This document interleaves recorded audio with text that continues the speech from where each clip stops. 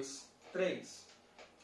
Olá, galerinha! Sejam bem-vindos e bem-vindas a mais essa aula.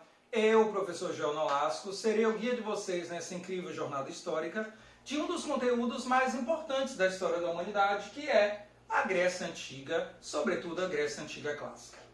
Esse conteúdo faz parte daquele conjunto de conteúdos que eu costumo chamar de fundantes, porque ele é fundamental para a compreensão da história da humanidade, sobretudo a humanidade ocidental, europeia, e, portanto, da nossa própria história. Além de estar presente diversas vezes no vestibular e ser também fundamental para a compreensão dos outros conteúdos. Então, galera, venham comigo nessa caminhada. Vamos ao nosso conteúdo. Quando nós falamos de história grega antiga, eu sempre gosto de começar a trabalhar com ela analisando a questão da temporalização historiográfica, a temporalidade histórica. Aquela temporalidade que divide a história da humanidade em 4 grandes eras: história antiga, medieval, moderna e contemporânea. 4 grandes eras que evidenciam que a ciência da história, assim como qualquer outra ciência, é imbuída de questões ideológicas e às vezes de preconceitos, já que elas chamam a história dos povos primários, os primeiros povos, as primeiras grandes civilizações de antiga, então, mesmo que boa, velha. Chamam 1000 anos da história da humanidade europeia de idade medieval, ou melhor, 1000 anos da história da humanidade mundial, eles resumem em história europeia medieval, e que seria aquilo que está entre a história antiga e a moderna, a longa noite de 1000 anos, a idade das trevas, e, portanto, um conceito preconceituoso sobre 1000 anos da história da humanidade. E, finalmente, os renascentistas classificaram, ou os pós-renascentistas, a história que eles produziram de história moderna, aquilo que é bom, progressista, desenvolvimentista. Entendido que a história, ou a temporalização histórica dos feitos sociais humanos é imbuída, como qualquer outra coisa, de questões ideológicas, nós temos que também perceber que a própria divisão da história antiga em história antiga oriental, distante, importante, que formaram as primeiras civilizações, mas não tão importantes assim, e história antiga clássica, e o clássico da ideia de fundante, fundamental, incontornável, também traz questões ideológicas. Dito isso, vamos à história da Grécia Antiga propriamente dita. A primeira coisa que a gente tem que entender sobre a Grécia Antiga era qual território, a região que ela ocupava. Porque a Grécia Antiga era um pouco maior do que é a Grécia hoje. Além de ocupar a Península Balcânica, essa região aí do mapinha, onde eu estou passando o mouse, tá? Essa região, Península Balcânica, a Grécia Antiga também ocupava as ilhas do Mar Adriático, Mar Egeu e Mar Mediterrâneo, além do sul da Itália e leste da Península Itálica, e também a região da Ásia Menor. Uma região que geograficamente é caracterizada por um relevo recortado, montanhoso, de terras áridas, e que vai ter essas características geográficas influenciando tanto para as questões econômicas quanto para as questões políticas. Porque entenda que os povos mais primitivos, aqueles povos que estavam desenvolvendo o seu processo civilizatório, eram muito mais suscetíveis à influência da geografia do que nós hoje em dia, já que eles não tinham tanta tecnologia quanto nós. Geograficamente, por ser uma região de relevo recortado, montanhoso, terreno árido, repleto de pedras, isso dificultava tanto a criação de animais de grande porte, como a produção agrária. E, portanto, eles não produziam apenas uma agricultura de subsistência e uma pecuária de animais de pequeno e médio porte. Porém, eles estavam cercados pelo mar por 3 áreas: o Mar Adriático, Egeu e Mediterrâneo. O que faz com que eles se lancem ao mar produzindo muito através da pesca, venha desenvolver tecnologia naval, e isso vai fazer com que eles mais à frente se tornem grandes comerciantes navais, a base da sua economia. E finalmente, essa economia voltada para o mar, e também composta de uma produção de produtos artesanais, mas sobretudo de uma cultura de subsistência, vai vir produzir algo que eu chamo de um apêndice importante, que pode cair tanto nas questões de história, como talvez na sua prova de biologia. A chamada alimentação mediterrânea.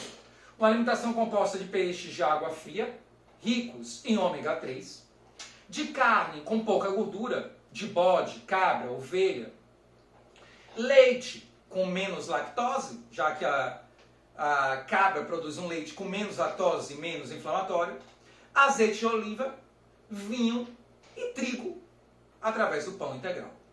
Uma alimentação saudável, pouco gordurosa e antioxidante, que dava a esse povo uma alta expectativa de vida para a época.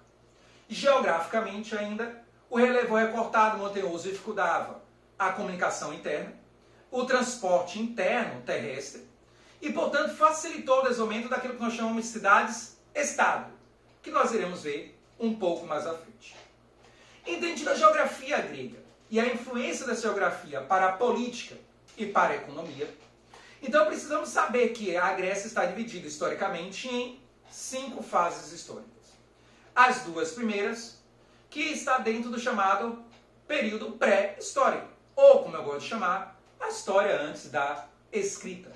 O período pré-homérico e homérico. Período pré-homérico, período das migrações para a Península Grega, a formação das primeiras civilizações, a formação dos 5 primeiros centros de sociabilidade e, portanto, dos primeiros povos que estão ocupando essa região. O período pré-homérico, também ainda história antes da escrita, formação daquela civilização, mas já com alguma identidade cultural local de helenos, de gregos, representada pelos chamados mitos homéricos, ou os chamados mitos gregos, mesmo que não sejam homéricos. O mito do Minotauro, o mito da Guerra de Troia, a Ilíada, a Odisseia, entre outros, que evidenciam que a Grécia começa a formar uma identidade cultural civilizatória própria, mas macro do que a simples cidade-estado.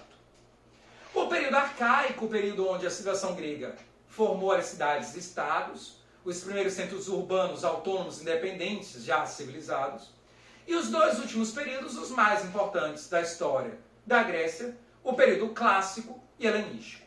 O clássico, como o nome diz, fundante, fundamental, que vai ser o período de formação da sociedade grega através de um sistema mais racionalista, mais filosófico, e que vai ter uma disputa de hegemonia dentro da Grécia entre 2 grandes cidades, Atenas e Esparta. Por isso ele também pode ser chamado de hegemônico. É nessa fase, no período clássico, que surge a democracia como conceito e como prática, mesmo uma democracia diferente da nossa, e também o conceito de cidadania.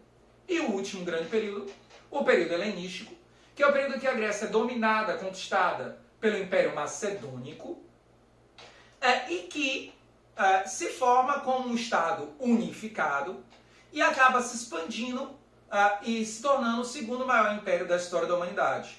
Além de ser um período onde vai se desenvolver a cultura helenística, e essa cultura helenística vai pregar a união de povos, de raças e também de culturas. Compreendido as fases do desenvolvimento histórico da Grécia, nós temos que lembrar que essa Grécia antiga vai ser formada por um longo processo de migrações populacionais, de migrações étnicas, de diversos povos de regiões diferentes. O primeiro desses povos, que nós chamamos às vezes de autoctônicos, porque se fixaram na ilha de Creta, na Grécia, há muito tempo, desenvolvendo-se como civilização lá, mas que alguns historiadores acreditam que vieram do Egito, e portanto de origem africana, formando as primeiras civilizações palacianas, minoicas, ligadas ao mito do Minotauro, dentro da Grécia. E depois os outros povos de origem asiática, que nós chamamos de indo-europeus, que vieram da região do Monte Ares, dos Montes Cáucasos, e foram migrando sucessivamente para a Grécia. Entre eles se destacam aqueus, dórios, jônios e éolios. Os dois mais importantes, os dórios e os jônios. Dórios que formaram Esparta e jônios que formaram Atenas. Isso vai evidenciar que a Grécia Antiga era formada por diversos povos, oriundos de diversas etnias, com culturas diferentes, línguas diferentes, religiões diferentes. E, portanto, são diversas realidades socioculturais. O que nos faz perguntar, então, por que chamar de gregos? Já que eles tinham cidades, estados autônomas entre si e formados por povos etnicamente diferentes. Na verdade, galera, porque com o tempo, esses povos habitando a região da Península Balcânica começaram a trocar produtos, culturas e formaram uma identidade maior. E, portanto, eles passaram a se ver como atenienses, mas também como helenos, como espartanos, mas também como helenos. Joel, helenos? Por que não gregos? Os gregos antigos, galera, eles nunca se chamaram de gregos. Na verdade, eles sempre se denominaram helenos. Aquele povo que lutou a guerra de Troia em nome de Helena de Esparta, ou de Troia, como você quiser. E, portanto, a região que eles ocupavam, eles chamavam de Elaide, e não Grécia. Nós, historiadores, que demos o nome de Grécia e de gregos a esses povos, por causa da língua que eles falavam. Uma língua em comum, a língua grega.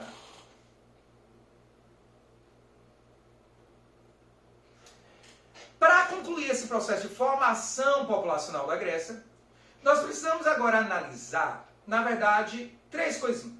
A primeira, o processo das colonizações na base das clerúquias. Quando um núcleo populacional grego se desenvolvia, crescia demais e inchava, e parte da população se marginalizava, aquela cidade ou aquele oikos, como nós iremos ver mais à frente, pegavam parte da população marginalizada e financiava seu processo migratório. Entregavam barcos, armas, alimentos e diziam: parta a 1000, caiam fora, rua, vão criar sua própria cidade. Esse povo então viajava, encontrava uma ilha, um pedaço de terra não ocupado, formava uma civilização núcleo-urbano, uma nova cidade-estado, autônoma, independente da sua cidade-estado de origem, mas que poderia preservar laços culturais, econômicos e até mesmo militares com essa cidade de origem, sendo parceiras, ou mais à frente também se tornando rivais. E o nome que nós damos a esse processo de migração interna, que vai acontecer sobretudo na segunda diáspora, é de colonização ou clerúquias. O segundo grande elemento é algo que é fundamental para entender não só a história da Grécia, mas entender a formação da própria civilização humana. Os chamados genos, ou gens, ou na Grécia Antiga, oikos, que aconteceu no período homérico. Genos são as primeiras formas de organização social da história da humanidade, que na Grécia vai ocorrer de forma bem particular, na forma de oikos.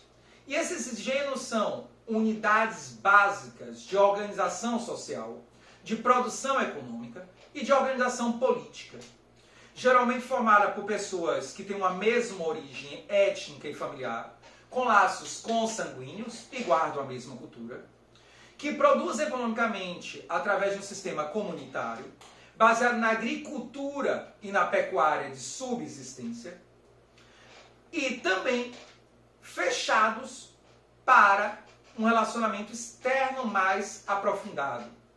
Então são sociedades autossuficientes, agrárias, coletivistas, fechadas, autônomas politicamente, autarquias, e dominadas por um pater, ou seja, um homem mais velho, com poder cultural legítimo para governar, que exercia funções administrativas, militares e religiosas. Ele era responsável pelo culto aos deuses, pelos rituais religiosos, pelo culto aos antepassados. Ele também formulavam as leis através dos costumes, da moral, da cultura, leis orais e, portanto, leis consuetudinárias, e julgavam pessoas perante ela. E, finalmente, eles comandavam os exércitos, o que significava que essa sociedade era baseada num sistema patriarcal, um sistema de organização social baseado no patriarca, um homem mais velho e poderoso, que exerce a função de líder, organizando toda a estrutura social. E, portanto, uma organização machista e misógina. Finalmente, esses oikos, ou genos, eles produziam através de um sistema coletivista, ou um sistema de trabalho primitivo, onde não havia propriedade privada dos meios de produção, as pessoas produziam e dividiam entre eles o fruto da sua produção. Porém, já poderia existir em alguns desses gêneros, alguns desses oikos, o chamado trabalho escravizado. Tudo isso, um sistema baseado em gêneros, autárquicos, autônomos dependentes entre si, fechados, dominados por um patriarca, de trabalho coletivista, mas com presença de escravidão, se define como um sistema gentílico. O que levou à crise desse sistema gentílico? O que levou à crise desse sistema gentílico, primeiro foi o próprio desenvolvimento desses gêneros. Os gêneros cresceram, se desenvolveram, passaram a ocupar áreas maiores e entrar em contato um com os outros. Esse contato de um com os outros vai fazer com que ocorresse diversas possibilidades de união. A primeira delas por guerras de conquistas. Eles entram em guerras, um domina o outro e vão anexando outros gêneros. A segunda possibilidade por uniões. Gêneros mais fracos, percebendo que seriam conquistados por gêneros mais fortes, se uniam para se proteger dessa conquista. Em qualquer uma dessas duas hipóteses, esses gêneros se uniram. E aquele sistema de organização social, que era predominantemente familiar, se torna mais complexo. O patriarca que agora controla aquela sociedade não é o patriarca de uma única família. Na verdade, existe mais de um patriarca dentro daqueles gêneros. O patriarca dominante, que organiza toda a sociedade, mas o patriarca dos outros oikos, dos outros gêneros originais, que também tem um certo poder cultural e legítimo.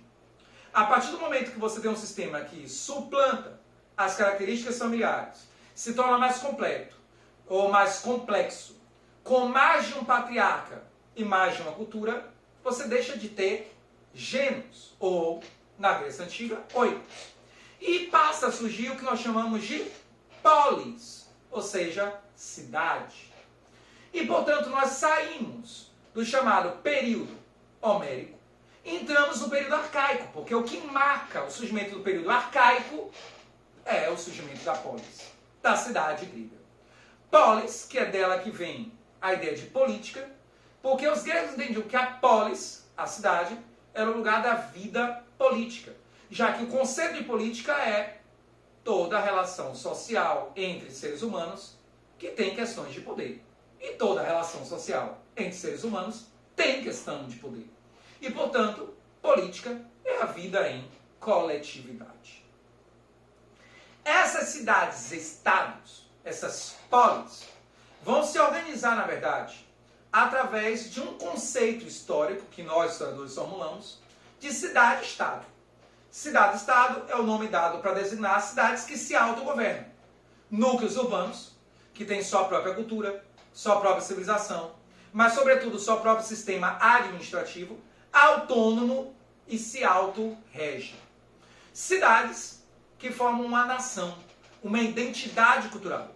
Então, quem vivia em Atenas tinha sua cultura e se via como ateniense. Quem vivia em Esparta tinha sua própria cultura e se via como esparciata, ou espartano. E, portanto, cidades-estados são formas de organização social com identidade cultural própria, sistemas de organização política própria, autossuficientes, nem tanto autossuficientes, tinham relações comerciais em larga escala, mas pelo menos autossuficientes politicamente e autarquias. Essas cidades tinham centros urbanos e áreas rurais. E o centro urbano, geralmente na parte mais elevada da cidade, onde encontrava-se, residindo lá, os comerciantes, os artesãos, onde acontecia as relações comerciais e políticas, recebeu o nome de Acrópole. Então a Acrópole é o centro administrativo, geralmente construído nas regiões mais elevadas da cidade, e que dava origem ao centro urbano e às relações comerciais da cidade. Dentro dessa Acrópole, existia um lugar chamado Ágora. Ágora, que era o lugar onde os cidadãos da cidade se reuniam para discutir as questões da cidade, os problemas da cidade e tomar as decisões sobre essas questões, esses problemas. Então a Ágora era o lugar de vivência da vida, das experiências políticas. O lugar onde se fazia a política das cidades-estados. Aqui, galera, nós vimos a primeira parte da formação da Grécia Antiga. Analisamos a sua formação, sua geografia, sua política básica. Vimos as questões ligadas à formação dos primeiros centros de vivência social, as polis, as cidades. E agora precisamos ir para o período clássico, analisando os dois grandes exemplos da sociedade grega clássica, Atenas e Esparta. Mas isso que nós iremos ver na próxima aula. Beijão aí para vocês e até o nosso próximo encontro. E se você gostou da aula, dá uma curtidinha aí, ajude o nosso canal a crescer um pouquinho. Beijão, galera. Tchau, tchau.